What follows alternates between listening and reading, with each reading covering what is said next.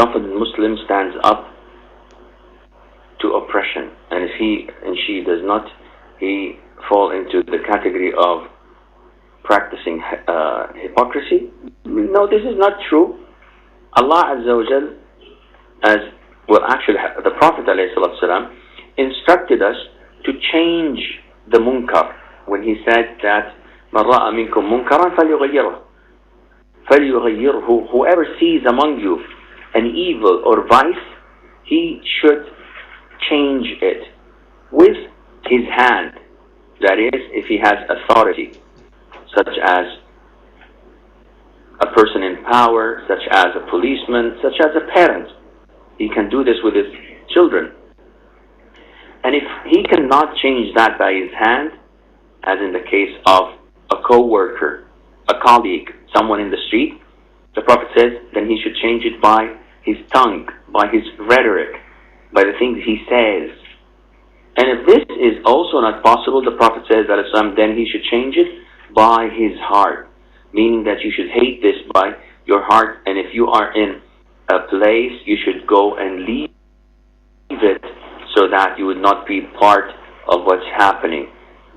Therefore, it is not always mandatory for a person to stand up in the face of oppression, meaning that he has to fight, he has to do this, he has to do that. No.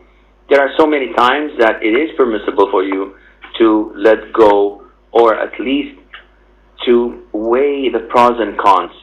And that is why in Islam we're told that when we fight the enemy, at the very beginning we were compelled, if a person is fighting an army that is 10 times its size, each one has to fight 10 people.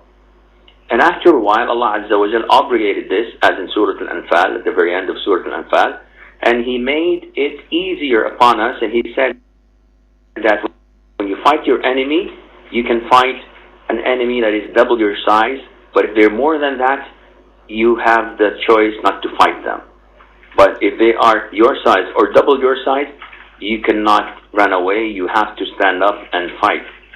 So this depends on each case by case, and it is not a rule of thumb that anyone who runs away from oppression would be a hypocrite. No, this is not true. The Prophet sallallahu alaihi wasallam, I would not say that he ran away, but he migrated to Medina, and his companions migrated to Abyssinia in the beginning and came back and then migrated again to Medina. So this is not considered to be at all hypocrisy, or it's not considered to be running away, but it is tactical, and it must be used depending on the situation, and Allah knows best.